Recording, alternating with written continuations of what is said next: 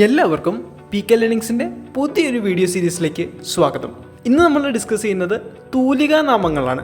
ഏറ്റവും അവസാനമായി ജ്ഞാനപീഠം നേടിയ മലയാളി, മഹാകവി എന്ന തലക്കെട്ടോടുകൂടി അറിയപ്പെടുന്ന അക്കിത്തം അച്യുതൻ നമ്പൂതിരിയുടെ തൂലികാനാമമാണ് അക്കിത്തം.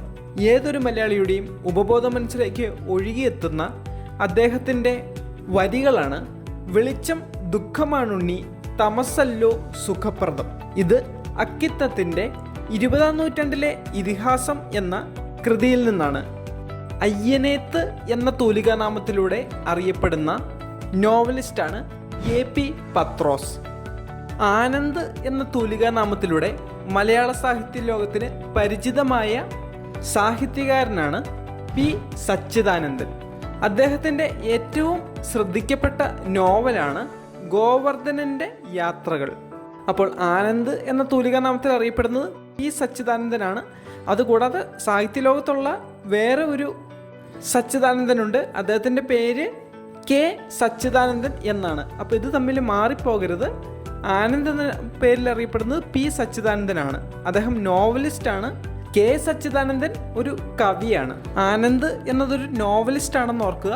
അതുപോലെ K സച്ചിദാനന്ദൻ കവിയാണെന്ന്. അപ്പം ആദ്യത്തെ ആ ഒരു കെയിലാണല്ലോ സ്റ്റാർട്ട് ചെയ്യുന്നത്. ആ K നമ്മൾ കവി എന്ന് ഓർത്താൽ മതി. അടുത്ത തൂലികാനാമമാണ് അരുണൻ.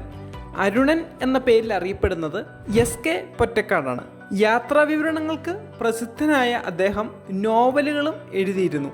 അദ്ദേഹത്തിൻ്റെ പ്രധാന കൃതികളാണ് ഒരു ദേശത്തിൻ്റെ കഥ, ഒരു തെരുവിൻ്റെ കഥ, നാടൻ പ്രേമം എന്നിവ.